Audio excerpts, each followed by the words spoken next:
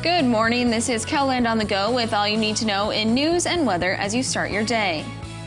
Authorities in Mitchell say a suspect in a fire in the central part of the city has been found. Just before 5 p.m. Monday, crews with the Mitchell Fire Department were called to Graham Tire on North Main Street for reports of a fire. Firefighters arriving on scene found about 30 tractor tires on fire in the east storage lot. The fire was under control in an hour and no one was hurt.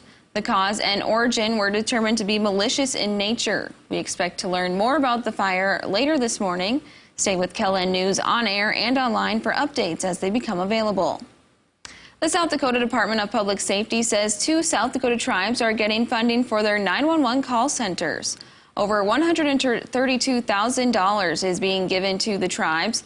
The Oglala Sioux Tribe received more than $86,000 from the state's 911 Coordination Board in March. Last week, the board approved over $46,000 in funding for the Cheyenne River Tribal Department of Public Safety. State officials say the one-time funding is available to 911 centers statewide for equipment upgrades and other infrastructure needs. Some parents and teachers in Rapid City are questioning why school board leaders decided not to apply for a $30,000 grant that would help immigrant students learn to speak English. One school board representative said that if the district accepted the federal grant, it would give the green light for more immigrants to move to Rapid City.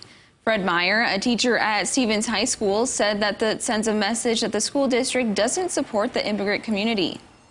Well, turning to weather now, after a hot Labor Day, temps are cooling in KELOLAND. Let's get a check of the current conditions with meteorologist Scott Munt. Good morning, Scott. All right, good morning, everybody. We are looking at a cooler and windy day today, as the air should feel a lot drier, too, thanks in part to this cold front that continues to travel to the east and southeast of KELOLAND. Behind it, we'll have strong northwest winds, at least 15 to 30 miles per hour, slowly warming after today. In fact, the 90s may return across western South Dakota on Thursday. We'll watch for some shower chances this weekend. If we don't get wet this weekend, we have chances going into early next week. And Brian will have more details on your forecast coming up.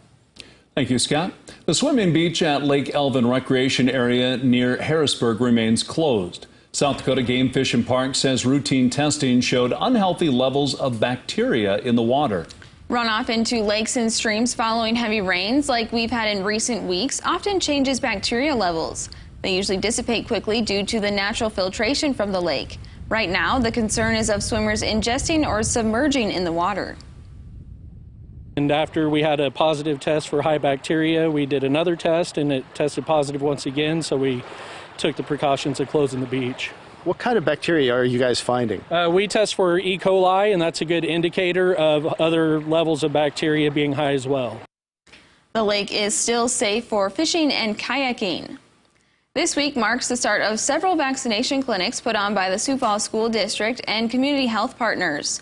COVID-19 vaccines will be available starting at 3 this afternoon at Kenny Anderson Community Center in eastern Sioux Falls. Clinics will also be held at the Oyate and Keene community centers. You can choose between the Pfizer and Johnson & Johnson vaccines. We provided a list of times and locations right here on KELOLAND.com. If you have a dog that loves the water, you may want to check out the Terrace Park Family Aquatic Center in Sioux Falls. Today, Terrace Park will be open for the Swimming Gone to the Dogs event from 5:30 to 7 p.m. You can bring up to 2 dogs to the event, but there's no swimming for dog owners. Dogs must be friendly and up to date on their shots. The event is free and no registration is required. That's a look at some of our top stories. Now let's get one last look at your weather with meteorologist Brian Karstens. Brian? All right, weather today, well, windy at times. We've got a refreshing breeze out of the northwest, but do take into consideration the wind speeds here, 15 to 25 through midday, and then gusting even over 30 this afternoon, especially for Watertown and Marshall. Now, the winds will go down overnight, but then they'll pick back up again tomorrow. Not quite as strong, but they're still going to reinforce this Canadian air. And then as we get into late week, then we start to warm things up as a southerly wind returns to western KELOLAND. You can see the cycle of weather as that wind is pretty dominant today across the upper Midwest. High pressure moving in tomorrow, West River, that will calm the winds down there. But then as that leaves, then that brings in that return to warmer weather. But even with these switches in temperatures, Not much rain yet. Now, we'll see if Sunday, Monday, early next week, we have some zonal flow conditions. In other words, the disturbances are coming in more from the west, and that may open the door to some showers and some thunderstorms. So keep an eye on that at the end of the 7-day. Highs today, 77 Sioux Falls, 74 Brookings, 79 degrees in Rapid City. That 7-day forecast staying in the 70s through Thursday, and then we're looking at warmer weather Friday, 84, Saturday, 82, in advance of that chance of rain. Aberdeen in the northeast, likewise, the next 4 or 5 days looking pretty dry, with temperatures there into the 70s then by early next week. And we also think Pierre in central South Dakota will see warming temperatures close to 90 on Friday. In fact, we could be looking at 90s for at least a couple of days in Rapid City. So one location that will be hotter will be western South Dakota, and fire dangers will come up as a result. Check out details with our latest Storm Center update right now at KELOLAND.com.